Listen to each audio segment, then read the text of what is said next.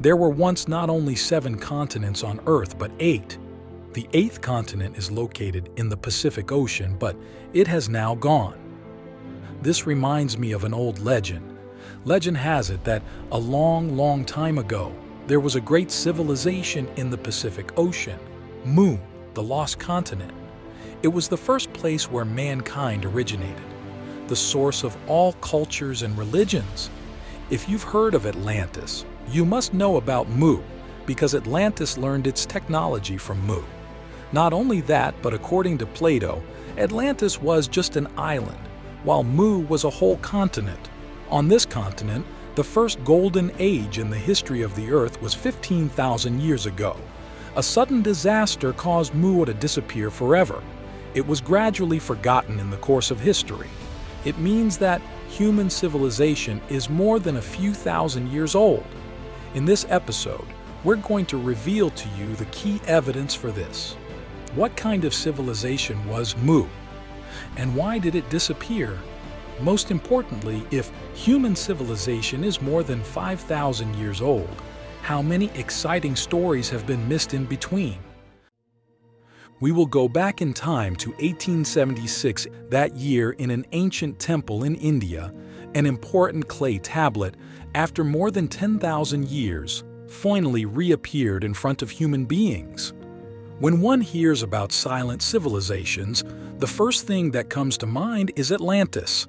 However, there is now a lot of evidence to prove that she was not the only one who was drowned by the sea. In 1926 AD, a book titled The Lost Continent of Mu shocked the market. At the beginning of this book, the author James Churchward asked a very critical question. Have you ever wondered what the statue of Easter Island has been constantly gazing at in the past thousands of years? Why did so many ancient civilizations in Central Asia have their ruins facing east? The answer to this question is very simple. They were all paying homage to the same civilization, and James Churchward knows that because he once saw a clay tablet from Mu in an Indian temple. If you are willing to continue reading this book, you will become one of the believers of Mu too. Time back to 1868 AD. That year, James Churchward just graduated from the Royal Military Academy in Sandhurst and was sent to India by the then Commander-in-Chief of the British Army, Prince George, and stayed there for 12 years. During those 12 years, Mr. Churchward was deeply attracted by Indian culture, so whenever he had a spare moment, he always picked up books about ancient India and sometimes visited the local temples. And in an opportunity to meet the abbot of the temple, who is one of the most important people of India, he met the abbot of the temple, who was very small and had special tattoos on his dark skin. The abbot didn't talk much, and Mr. Churchward even thought he might not speak until the abbot saw how often I went to the temple.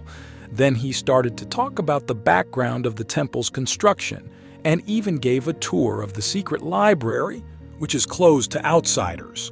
Mr. Churchward said that in the deepest part of the temple there is a cellar that has existed for thousands of years, in which there are a lot of clay tablets with a lot of strange symbols on them. The abbot told him that these words are from Mu, which is the original language of mankind. In the past 10,000 years, this batch of clay tablets was dispersed to 5 places, namely India, Tibet, Egypt, the Maya, and Inca, and guarded by the local Brotherhood, which is a very important part of the temple. The Brotherhood, a very ancient organization, has been guarding some of the most important knowledge in the history of mankind. But now, there are only 3 members of the Brotherhood left, and they are the only people in the world who can understand the clay tablets. If you are willing to learn, I will tell you all the messages on the clay tablets, the abbot said. Maybe people will not believe it, but eventually, everyone will find out that the first history of mankind began more than 2 million years ago. In that distant time, there was a place where you could only see the water and the sky. It is located in the present Pacific Ocean. This is a very beautiful tropical kingdom. It has a wide plain, rich pasture, and arable land, where you won't see the peaks of the earth because they have not been pushed out from the inner part of the earth yet. And near the sea there are a lot of palm trees, which are like ears of wheat by the sea, always dancing with the breeze. Along the riverbanks and deep into the interior, you'll see a lot of wide, flat avenues, which are paved with huge boulders.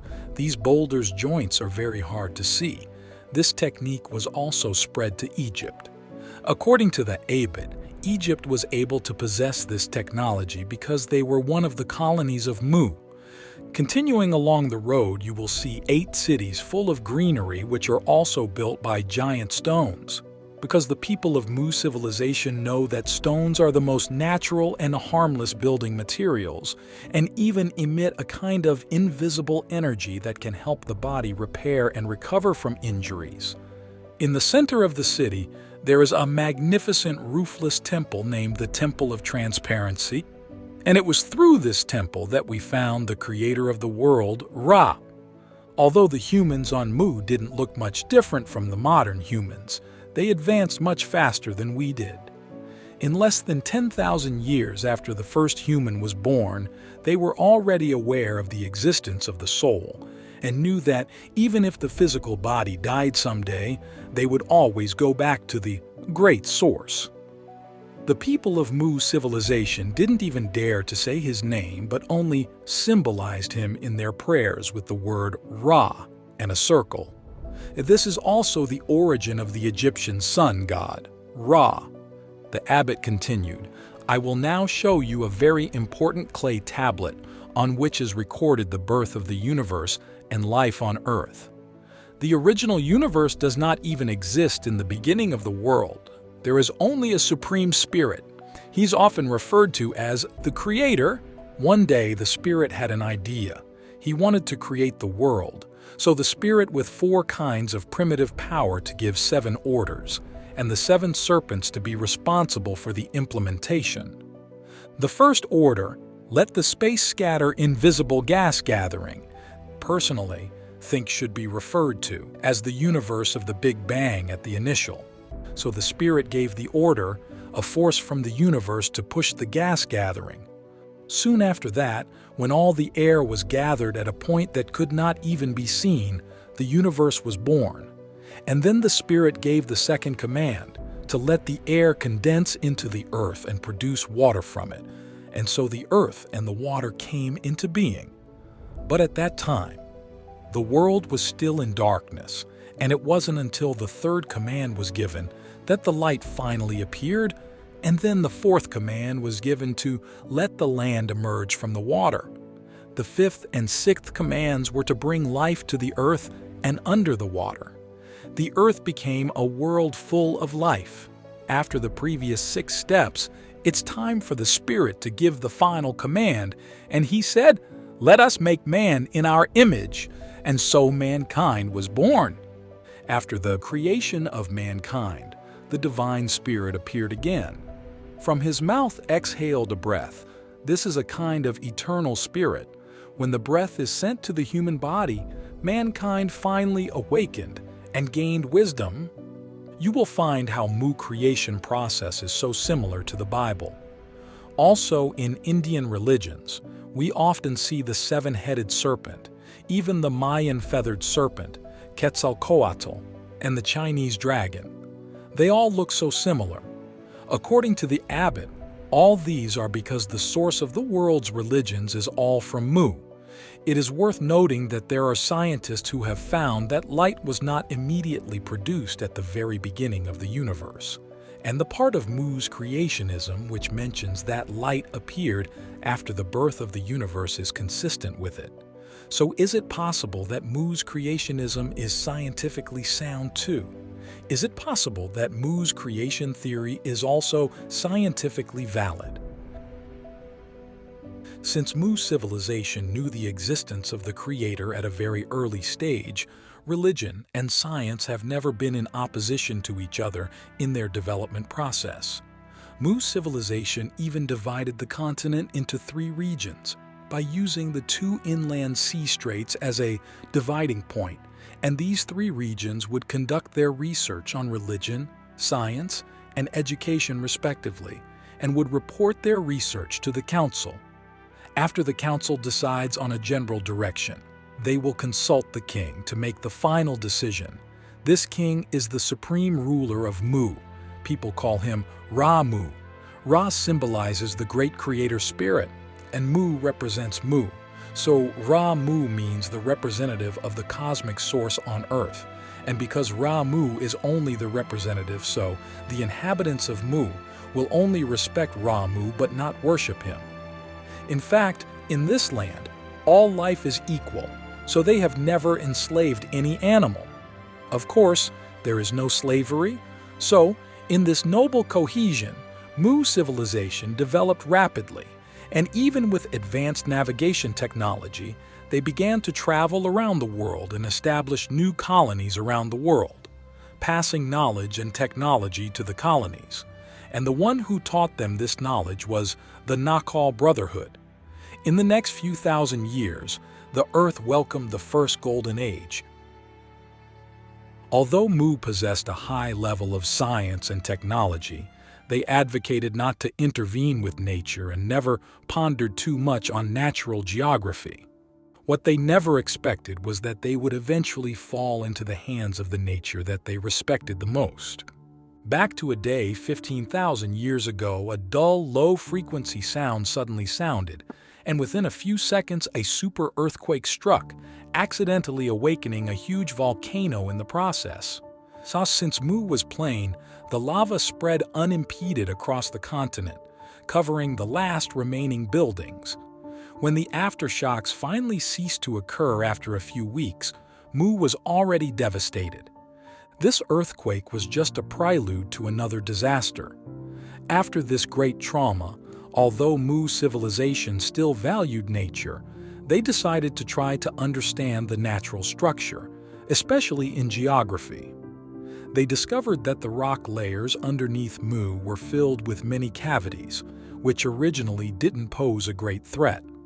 However, due to the last earthquake, the foundation of the strata had become even more unstable. They determined that Mu would be completely sunk in a few decades. The Council of 10 began to draw up an evacuation plan under Ramu's urgent instructions, but unfortunately, they had miscalculated the time of the continent's sinking. Less than 2 years after the last disaster, another earthquake destroyed Mu completely.